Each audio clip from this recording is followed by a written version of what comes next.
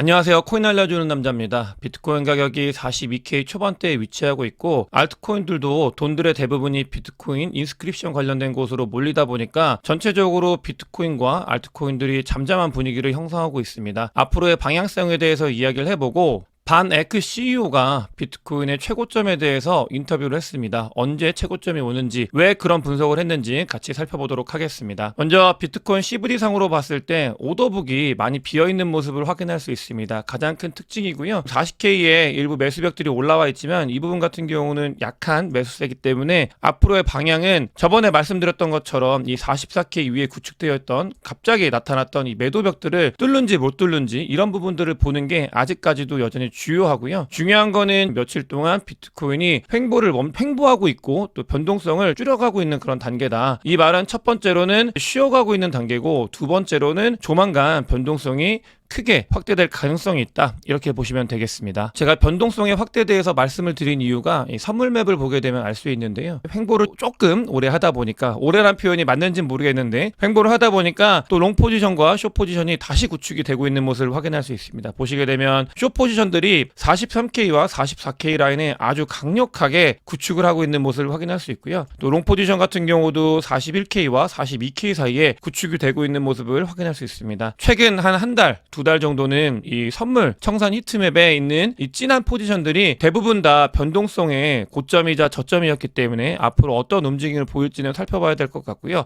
개인적으로 제가 세력이라고 하면은 이 부분이 먹을 게 더 많아 보이긴 합니다. 그렇기 때문에 위로 변동성을 보였으면 좋겠다. 그다음에 선물 히트맵을 봤을 때도 그런 움직임이 보일 가능성이 있다. 이런 것들을 봐야 되는데, 중요한 거 이 윗부분뿐만이 아니라, 그러니까 오랫동안 횡보하다 보니까 롱 포지션이 새롭게 아래쪽에도 구축이 되어 있기 때문에 이걸 찍고 올라갈 수 있다. 이런 부분들도 고려를 해야 되겠습니다. 다음으로 기관의 움직임에 대해서 살펴보도록 하겠습니다. 비트코인의 옵션 OI를 보게 되면은 이거는 거의 대부분 기관들만 이용을 하고 있기 때문에 기관의 움직임을 볼 수 있는 자료인데요. 보시게 되면 아주 많은 거래량이 일어나고 있는 걸 확인할 수 있습니다. 지난번에도 올타임 하이라고 말씀을 드렸던 구간이 있었는데 그것보다도 더 많은 거래 볼륨량이 일어나고 있고, 이 말은 기관은 비트코인에 대한 관심을 전혀 놓고 있지 않다, 아주 뜨겁게 관심을 가지고 있다는 것과 같고, 또 단기 트레이더 같은 경우는 숏 포지션을 일부 구축한 걸 확인할 수 있었습니다. 하지만 장기 이 포지션 같은 경우는 롱 포지션이 훨씬 많은 걸 그대로 이 추세가 유지가 되고 있는 걸 확인할 수 있었습니다. 다음으로 지난번에 아주 스마트한 고래라는 게 판명이 났던 비트맥스의 고래들의 움직임을 볼 텐데요. 비트맥스의 고래들은 일단 포지션을 롱으로 잡고 있는 건 확인할 수 있습니다. 펀딩피가 플러스라는 거는 롱 포지션이 많이 구축이 되고 있다라는 말과 같고, 그렇기 때문에 비트맥스는 아직은 롱 포지션을 유지하고 있다. 다만 끌어올렸을 때 이 포지션, 롱 포지션이 많이 구축이 됐던 모습은 보이지 않고 있고, 잠잠하게 롱 포지션을 구축하고 있다라고 보시면 되겠습니다. 아스와이스가 너무나 많은 힌트를 사실 2023년도 초부터 줬었는데 지표를 가지고 힌트가 현실화되고 있다라는 걸 알려주고 있습니다. 무슨 말이냐면, 얘는 표현을 과격하게 해가지고 이런 것들을 완벽하게 말씀을 드리긴 하는데, 그냥 옐런 재무부 장관이 돈을 풀고 있다, 그런 것들이 너무나 많이 보이고 있다라는 거를 지표를 통해서 이야기를 해주고 있고요. 실제로 돈이 풀리고 있는 거는 그러니까 지표나 다른 모든 부분에서 이야기가 같이 되고 있고, 중요한 부분은 뭐냐면 심리적으로 봤을 때 재무부 장관, 옐런 재무부 장관이나 그다음에 FOMC 이후의 파월이 스탠스가 너무나 갑자기 바뀌었다라는 게 중요한 것 같아요. 이 부분은 본인들의 의사뿐만이 아니라 다른 무언가가 작용을 했을 가능성이 있습니다. 세상 모든 일들이 다 그렇지만 내가 어떤 방향을 가고 싶어도 누군가가 위에 있는 의사결정권자들이 방향을 전환해라라고 하면 어쩔 수 없이 방향을 전환을 해야 되기 때문에 이런 부분들이 영향을 미쳤다라고 저는 개인적으로 생각을 하고 있고, 그 영향은 미국의 정가일 가능성이 매우 높다. 왜냐? 2024년도에는 너무나 중요한 대선이 있기 때문에 사실 미 대선보다 중요한 거는 미국에서는 없다라고 볼 만큼 중요한 부분이기 때문에 이런 부분들이 거시경제 상황에 유동성을 공급을 하고 있다라는 걸 저는 개인적으로 생각을 하고 있습니다. 반 에크 CEO가 비트코인이 앞으로 12개월 이내에 최고점을 찍을 가능성이 있다라고 인터뷰를 하고 있습니다. 반 에크 같은 경우는 비트코인 현물 ETF 티커 호들이죠. 를 신청을 했고, 뒤에 보고서를 내면서 분위기를 만들고 이제 CEO가 직접 나와가지고 비트코인 현물 ETF 관련되어 있는 영업을 시작을 했다라고 보시면 되겠고, 이런 부분들은 미국에 있는 월가의 뷰가 비트코인과 코인 시장이 앞으로 어떤 방향으로 나아갈지에 대해서 이야기를 하고 있다라는 것과 같다고 보시면 될 것 같습니다. 것 같아요. 그러니까 얘네들이 올라간다고 해놓고 흔들고 그 다음에 비트코인을 가져가서 올라가는 거 이런 부분들도 예상을 할 수 있지만 중요한 거는 바라보는 뷰, 얘네들이 돈을 쓰는 방향이 비트코인 현물 ETF를 승인 신청을 하는 방향이고 또 그러면서 비트코인이 어쩔 수 없이 올라갈 수밖에 없는 방향이고 또 올라가야 자기들이 돈을 벌기 때문에 이런 분위기를 조성하고 있다. 이렇게 보시면 되겠습니다. 결론은 반에크에서는 향후 12개월 안에 비트코인 현물 ETF의 승인 신청 이후에 최고점을 찍을 거다라고 이야기를 하고 있습니다. 이 부분은 제가 너무나 강조해서 말씀을 드리기 때문에 많이들 아실 텐데 비트코인 현물 ETF가 신청이 되고 나서 승인이 되면 전 세계에 있는 모든 사람들이 전 세계의 브로커가 중요한 겁니다. 미국뿐만이 아니라 전 세계에 있는 브로커들이 다 비트코인 ETF를 살 겁니다. 이게 IBTC가 블랙록의 비트코인 현물 ETF 티커인데 이런 것들을 살 거다. 그러니까 어떤 평가냐면 사토시 나카모토 이후에 이 비트코인과 관련돼서 가장 큰 영향력을 행사하는 게 레리 핑크일 거다라고 이야기를 하고 있습니다. 이 부분 일정 부분 저는 굉장히 동일하고 사토시 나카모토는 비트코인을 만들었고 사람들이 비트코인을 열광할 수 있는 이런 것들을 다 만들었다면 그 뒤에 이 개인이 아니라 기관이 열광할 수 있게 만들어준 제도적으로 만들어준 거는 레리 핑크이기 때문에 이런 부분들이 아주 강력하게 영향을 미칠 거다라 이야기를 하고 있고 매우 동의하고 있습니다. 정말 여러분들께서는 잘 아셔야 돼요. 비트코인 현물 ETF가 승인이 됐을 때 그냥 단순히 이게 승인이 됐구나 이게 아니라 미국뿐만이 아니라 해외 주식들 하고 계신 분들 많이 계시잖아요. 그런 분들처럼 비트코인 현물 ETF를 그냥 미국 주식 사듯이 살 수 있는 기회가 열리는 겁니다. 전 세계에. 캐나다 주식 많이 안 사잖아요. 영국 주식도 많이 안 사고. 근데 캐나다와 영국에 비트코인 현물 ETF가 있다고 해서 그게 의미가 있는 게 아니라 미국이 비트코인 현물 ETF를 만들었다는 게 의미가 있는 겁니다. 이런 것들은 이 파급력이 너무나 클 거다. 다시 한번 꼭 생각해 주시면 좋겠고 이런 움직임들은 주말 사이에 있는 와중에도 블랙록은 SEC와 네 번째 만나가지고 미팅을 진행을 했다고 합니다. 서로 조율하고 바꿔야 될 게 있으면 만나서 이야기를 하는 게 기본이기 때문에 그러니까 너무나 자주 만나고 있죠. 그렇기 때문에 네 번째 미팅을 통해서 어떤 또 전진이 있었는지는 모르겠지만 블랙록과 이 SEC는 12월 원래 중순 이후에는 미국 애들이 일을 잘 안 해요. 연말이기 때문에. 그럼에도 불구하고 만나가지고 무언가를 끊임없이 논의하고 있다. 이런 부분들은 그러니까 계속 수정하고 바꾸고 뭘 해야 되기 때문에 만났다라고 생각하시는 게 가장 합리적이고요. 그래서 그 방향성에 대해서는 저는 믿어 의심치 않고 있습니다. 그러면서 거시경제 상황에 대해서 살펴봐야 되는 게 이런 이야기가 많이 돌고 있습니다. 소프트 랜딩 이런 걸 넘어가지고 그러니까 리세션이 없다 이런 이야기가 너무나 많이 돌고 있습니다. 그런 것들이 사람들이 전부 다 그런 걸 바라보고 있다. 그러니까 경기 침체가 없다라는 걸 바라보고 있다라는 뷰가 너무나 많이 늘어나고 있고요. 개인적으로는 결론부터 말씀드리면 저는 그럼에도 불구하고 경기 침체 관련돼서는 1Q를 반드시 흔들 거라고 생각을 하고 있습니다.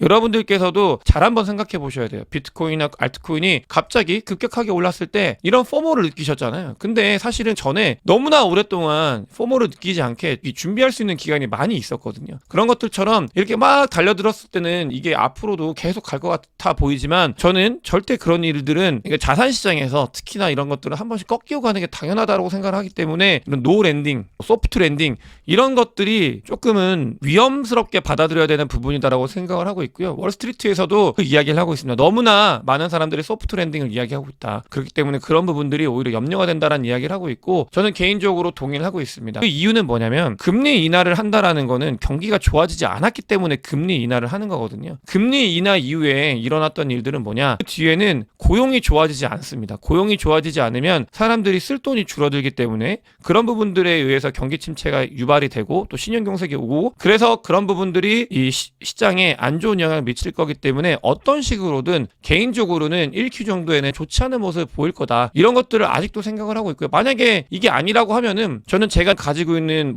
계속 모아왔기 때문에 그런 코인들을 바탕으로 불장을 맞이하게 되겠지만 제가 이 1Q에 경기가 좋지 않을 거다. 이 자산시장이 조금 흔들릴 가능성이 있다라는 거에 대해서 개인적으로 베팅을 하는 이유는 제가 모았던 코인들을 팔아가지고 이 뒤에 살려고 하는 게 아니라요. 저는 그 뒤에 더 힘을 줘가지고 더 많이 살 기회가 왔으면 좋겠다는 생각으로 이런 것들을 보고 있다라고 보시면 되겠고 여러분들께서도 코인을 못 모으신 분들은 계속 차근차근 모으시다가 만약에 경기가 좋아지지 않으면 그때도 힘주어서 모으시는 게 좋다라고 생각을 하고 있고 다만 이런 것들을 예상하고 트레이딩을 하시는 분들은 경기 침체가 오면 더 빠질 걸 예상하기 때문에 잘 못 삽니다. 그런 부분들에 대해서는 전략적으로 잘 선택을 하셔야 된다는 말씀을 드리고 싶습니다. 이런 이야기가 있습니다. 장단기 금리 역전차가 이미 회복이 됐는데 회복되기 전에 장단기 금리 역전차가 발생을 했을 때 보통은 이 18개월 안에 구간에 경기 침체가 왔었다. 이런 것들을 알려주는 지표인데요. 18개월이라고 하면은 언제냐? 요때입니다. 2023년도 12월 달인데 2024년도 요때 경기 침체가 온다. 보통은 이렇게 왔었다라고 이야기를 하고 있고요. 그렇기 때문에 이런 부분들이 그러니까 전에도 시간적으로 봤을 때 왔었었는데 계속 지나가고 있잖아요. 근데 앞으로도 요만큼 남았다. 그 기간 동안을 보면서 어떻게 될지에 대해서 생각을 해보면 좋을 것 같다라는 말씀을 드리고 싶습니다. 너무 장이 좋기 때문에 이런 것들이 조금 안 들어올 수 있지만 그런 부분인 것 같아요. 여러 가지 지표들이 뭐 자주 말씀드리는 뿅망치 이런 구간에 대해서도 이야기를 하고 있는데 그러니까 저항대 라인이라고 보시면 되겠습니다. 이 피보나치로 봤을 때도 저항대 라인에 접어들었고요. 이 저항대 라인 같은 경우는 0.618 요 구간까지 해가지고 강력한 저항대가 형성이 되고 있다라고 말씀을 드렸고 이 부분은 주봉입니다. 주봉 이렇게 해서 라인에 접어들었기 때문에 그러니까 언제든지 뿅망치를 맞고 내려올 수 있는 그러니까 횡보할 수 있는 지금 알트코인이 힘을 못 쓰게 되면은 많은 분들이 힘이 들기 조금씩 아마 힘드시기 시작하셨을 거예요. 그렇기 때문에 그런 구간들이 조금은 길어질 수 있고 나타날 수 있다. 이런 것들을 꼭 아셨으면 좋겠습니다. 다른 자료를 봐도 크립토 천 같은 경우는 아주 많이 오랫동안 조금씩 한 번 정도 꺾일 타이밍이 왔다라는 지표를 계속 이야기해 주는데 이게 웃긴 게 뭐냐면 이 지표가 겹치게 됐을 때 보세요. 이 지표가 겹치게 되면은 한 번 정도의 랠리가 더 있습니다. 한 번 정도의 랠리가 더 있습니다. 이렇게 한 번 정도의 랠리가 더 있고 그 뒤에 꺾이는 걸 확인할 수 있습니다. 한 번 정도의 랠리가 더 있을 가능성이 있고 그 뒤에 꺾일 가능성이 있다. 이런 부분들도 이야기를 하기 때문에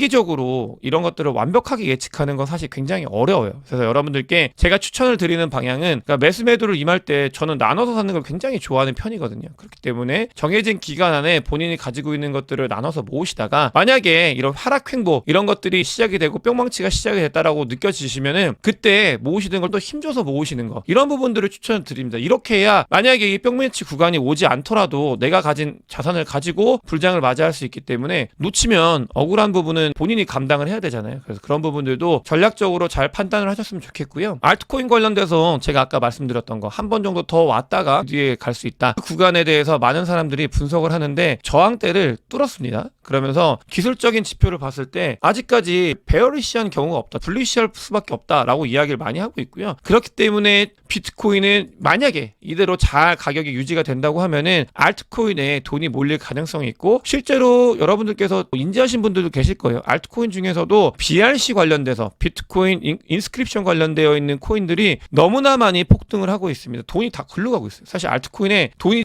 몇 가지 알트코인에 다 몰리다 보니까 다른 알트들이 잠잠한 그런 상황이라고 보시면 되겠습니다. 오늘 기사가 났는데요. 저는 한국에 있는 기사를 매우 존중하며 잘 보는데 이유가 댓글 때문에 그렇거든요. 근데 보면은 비트코인 잔치 끝났다. 잇따른 비관으로서 규제 강화 예고하는데 이런 기사가 났잖아요. 그럼 보통은 비트코인에 대해서 욕을 해야 되는데 기사들이 이 댓글에 너무나 다 긍정적인 방향을 가고 있습니다. 개미털기다. 이게 일단 첫 번째로는 저 같은 유튜버 분들이 많은 말씀을 하면서 이게 대중화가 됐다라고 전 개인적으로 생각하는 부분이 있고요. 또 그거 저뿐만이 아니라 공부를 하신 분들이 굉장히 스마트해지신 부분이 있습니다. 비트코인과 이 알트코인 시장 관련해서 코인 시장 관련해서 성숙도가 올라가서 이런 부분이 있고 두 번째는 장이 좋아졌기 때문에라는 생각도 가지고 있습니다. 그렇기 때문에 원래 여기에 일정 부분 욕도 생기고 해야 되는데 너무나 긍정적이어서 조금은 염려가 되는 부분은 있습니다. 어찌됐든 간에 기사에 많은 분들이 제대로 파악을 하고 계시는 게 보인다라는 거를 말씀을 드리고 싶었습니다. 단기적인 뷰에 대해서 말씀을 드렸기 때문에 중장기적인 뷰에 대해서도 말씀을 드리면 비트코인은 그러니까 역사상 4년마다 한 번씩 돌아오는 기회의 장이 곧 열린다. 그 지표가 알려주는 그 시기가 도래했습니다. 여러분들께 제가 단기적인 뿅망치 구간에 대해서 말씀을 드리는 이유는 코인을 팔라고 말씀을 드리는 게 아니라 기회를 어떻게 하면 더 잘 잡을 수 있을지에 대해서 고민을 하셨으면 좋겠어서 말씀을 드리는 겁니다. 4년마다 한 번씩 기회를 만났었어요. 근데 그게 기회인지 몰랐죠. 나중에 이 끝에 가보니까 기회였던 걸 알고 부랴부랴 들어왔다가 2이어 롱텀 홀더가 돼가지고 여기서 물려서 고생을 많이 하셨잖아요. 여러분들께서는 그러시면 안 되고 진짜 기회라는 걸 느끼시면서 어떤 준비를 해야 되는지 내가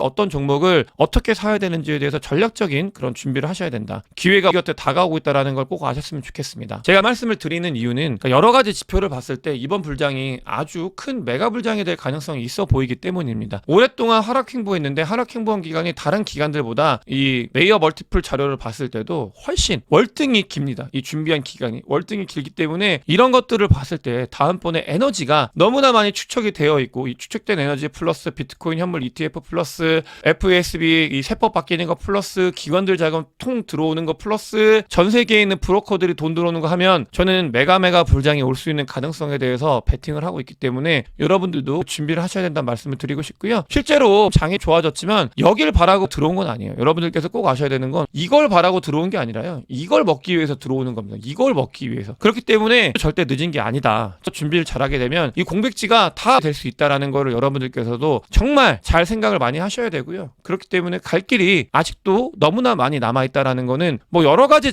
자료들이 똑같은 이야기를 하고 있습니다. 과거에 하락장일 때 제가 반전이 될 거다라고 말씀드렸을 때도 여러 가지 지표들이 똑같은 이야기를 했었고 지표들이 똑같은 이야기를 하고 있어요. 그렇기 때문에 그런 부분들을 믿는다고 하면은 더 좋은 준비를 해야 된다라고 보고 있고 최근에 그러니까 레이어 1들이 또 많이 각광을 받고 있습니다. 레이어 1들 근데 연초만 하더라도 끝났다라고 이야기를 많이 했었어요. 근데 그때 준비했던 사람들 레이어 1을 먹고 있고요. 또 잘 생각해보면은 레이어 2 또 죽었다고 사람들이 많이 힘들어 하십니다. 많이 안 오르니까. 근데 그런 준비를 하시는 분들이 뒤에 또 먹는다. 저는 당연히 그렇게 생각을 하고 있고요. 좋은 코인들을 잘 준비하는 기간을 가지셨으면 좋겠다는 말씀을 드리고 싶고 아발란치 같은 경우는 퍼포먼스가 굉장히 좋은 모습을 보이고 있습니다. 비트코인 인스크립션 관련돼서 많이 뜨다 보니까 이더리움보다도 비트코인 관련되어 있는 이 NFT들이 더 많은 볼륨량을 일으키고 있습니다. 이런 변화의 흐름은 반드시 인지를 하셔야 돼요. 아, 비트코인 관련되어 있는 많은 일들이 이번 불장에 일어나겠구나라는 걸 인지를 하시고 그것과 관련돼서 어떻게 하면 돈을 벌 수 있을지 고민을 하셔야 됩니다. 그 이유에 대해서 또 말씀을 드리면은 솔라나가 돈이 몰리고 나서 어떤 게 있었죠? 솔라나의 덱스들이 볼륨량이 이더리움을 넘어섰습니다. 그만큼 솔라나의 돈이 몰리고 있고 사람들은 솔라나에 관심을 갖고 있습니다. 솔라나사가 솔라나폰 같은 경우는 50% 떨이로 팔아도 안 팔렸었는데 본크코인이 오르면서 솔라나폰들이 다 미국에서는 매진이 되어가고 있습니다. 이렇게 돈이 몰리고 있는 생태계에는 그 안에 먹을 게 많아진다 라는 말씀을 드리면서 오늘 영상 마치도록 하겠습니다. 영상이 도움이 됐으면 구독과 좋아요, 많은 공유, 댓글 부탁드리겠습니다.